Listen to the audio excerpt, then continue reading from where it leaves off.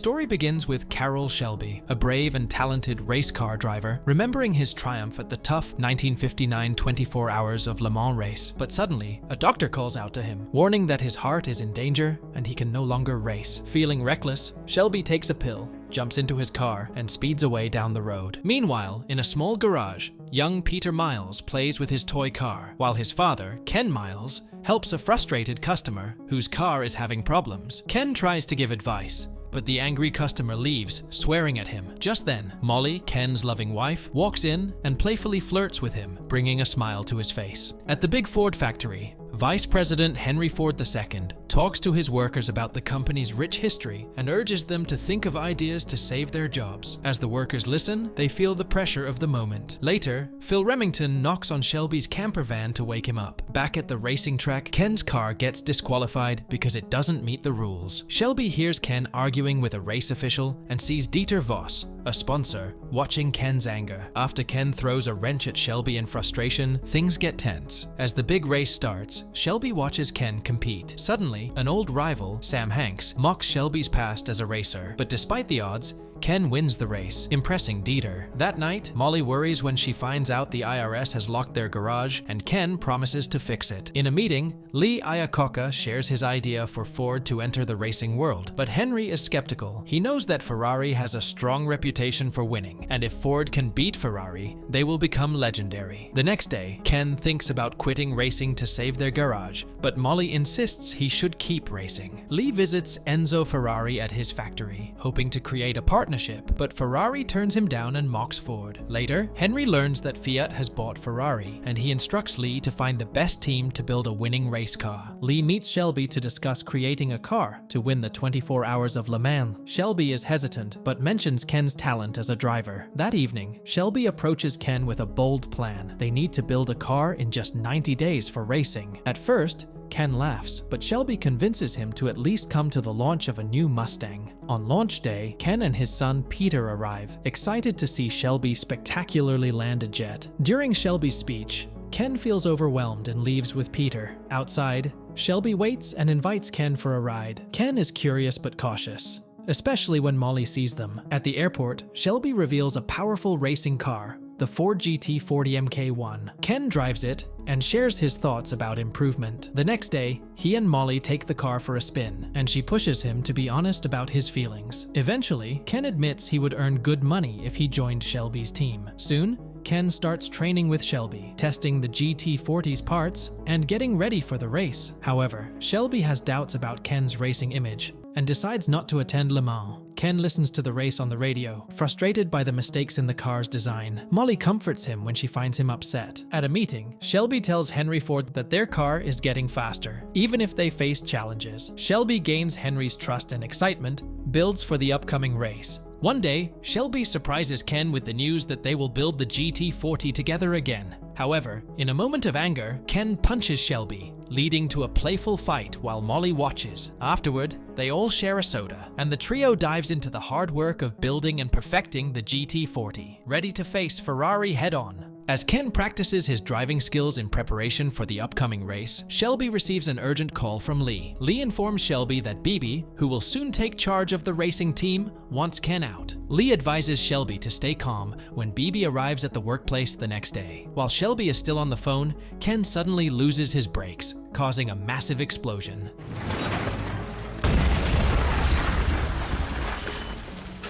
Thankfully, Ken emerges from the wreckage unharmed, and everyone is relieved. After the incident, Ken speaks with Phil, instructing him to design a new assembly for the car. However, Phil has a different idea. He suggests that they replace the entire braking system, including the rotors, on the GT40. Ken, curious, asks if they can swap out individual parts, to which Phil confirms they can. Later on, Shelby explains that Bibi is now in control of the situation and advises Ken to trust him as he prepares to execute a high-risk plan. The next day, Bibi and Henry arrive at the workplace. Bibi requests a private conversation with Shelby in his office. Once inside, Bibi reveals that he is now the overall executive director of the racing program. Shelby simply nods, then exits the office, locking Bibi inside. Despite Bibi's shouts for help, everyone in the car factory ignores him and carries on with their scheme. Meanwhile, Shelby distracts Henry, by offering him a ride in the race car. Shelby starts the engine and drives at high speed. After a few minutes, Shelby brings the car to a stop, and Henry,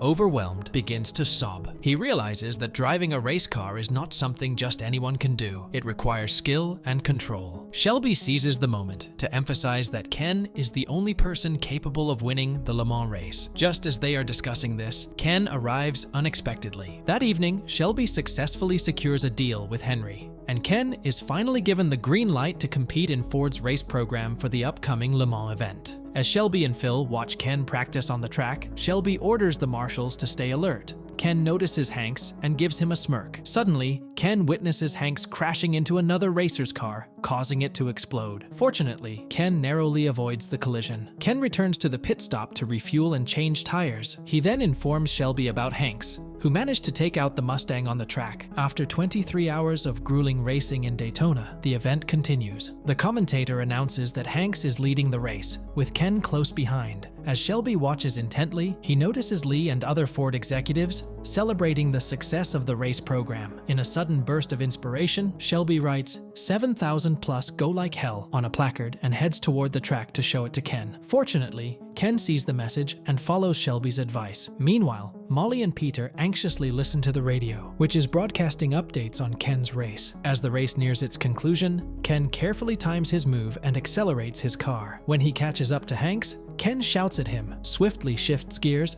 and follows the RPM instructions that Shelby had written on the placard. In a thrilling finish, Ken crosses the finish line first, securing victory. Henry receives a call in the Ford Motor Company's meeting room, confirming that Ford has won Daytona. That night, after celebrating the Shelby American team's victory, Ken spends some quiet time with his family. Later, Ken checks on Peter, who is still awake and drawing a map. Ken joins Peter in his room and shares some valuable track tips with his son. The following day, Ken arrives in France. While resting at the Saint-Pierre Hotel, he decides to take a walk around the racetrack. As he strolls, Ken hears a familiar voice and spots Shelby sitting on the pit stop counter sipping a drink. The two share a brief but meaningful conversation under the night sky. The next day marks the beginning of the Le Mans race. Ken and Shelby receive word that Scarfiotti and Bandini will be racing for Ferrari. As the commentators instruct the racers to line up, Ken dons his helmet and positions himself at the starting line. Seconds later, the race begins with a flying start. Ken sprints to his car, starts the engine, and takes off. However, he soon loses focus due to a problem with his car door, allowing the Bandini Ferrari to take the lead.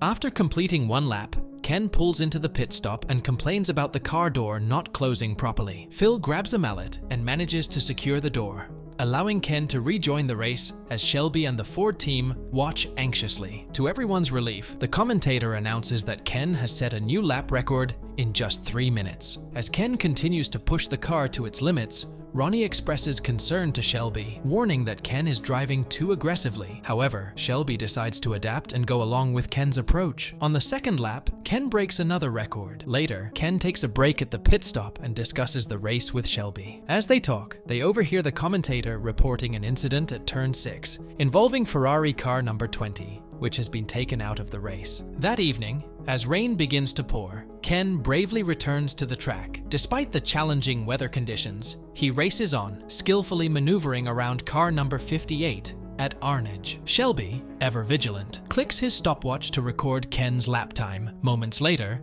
the commentator reports that Ken and Bandini are locked in an intense battle against the elements, pushing their cars to the limit as they approach the White House corner. Meanwhile, Beebe instructs a marshal to write the RPM on a placard and show it to Ken. Shelby notices Beebe's scheme, but is too late to intervene. As Ken follows the instructions on the placard, his brakes suddenly fail, giving Bandini the opportunity to take the lead once again. Leader at this moment is Ferrari number 21, being driven by Lorenzo Bandini. Ken quickly returns to the pit stop to repair the brakes. While the marshals work on the car, members of Ferrari's team inform the official overseeing the pit stop. The official declares that it is against the rules to swap out the braking system, effectively disqualifying Ken's team. Shelby steps in to calm Ken down and negotiates with the official. Shortly afterward, Ferrari's car arrives at the pit stop, and Ken watches intently as Scarfiotti takes over driving duties for Ferrari. Determined to win, Ken Ken swiftly gets back into his car after witnessing Scarfiotti in action. As the sun rises, the race continues. Ken successfully overtakes Bandini twice on the track, reclaiming the lead. Shelby inquires about Bandini's status and is informed that Ferrari is out of the race and that all 3 Fords are leading, with Ken at the forefront. When Henry arrives, Bibi requests a favor, asking if all 3 Fords can line up together for a historic photo finish. Henry agrees, and Bibi relays the request to Shelby. Furious, Shelby insists that Bibi acknowledge Ken's achievement, but Bibi remains insistent, arguing that this is what Henry wants. Reluctantly, Shelby informs Ken that the final decision is his to make. As Ken breaks his own record and is poised to secure first place, he ultimately decides to slow down and wait for his teammates so that they can cross the finish line together, creating a memorable moment for Ford at the Le Mans '66 race. However, to Ken's dismay, Enzo Ferrari manipulates the outcome, declaring McLaren as the winner instead of Ken. They robbed you, Ken. Here is the clarification. The story comes to its close not long after the Le Mans race, and everyone is gathered outside with Ken. He still had the nerve and excitement to be back on the road, but tragically this time, the brakes abandoned him, and he lost control of his vehicle. Hit the van! He succumbs to his death as his son witnessed it along with Shelby. Soon Shelby is deeply affected by Ken's loss and struggles to find another racer with the same level of skill and determination. Despite the tragedy, Shelby went on to become one of the most successful and renowned sports car designers in history, while Ken is posthumously honored with an induction into the Motorsports Hall of Fame. The Ford GT40, developed by Shelby and Ken, won Le Mans in 1966, 1967, 1968, 1969,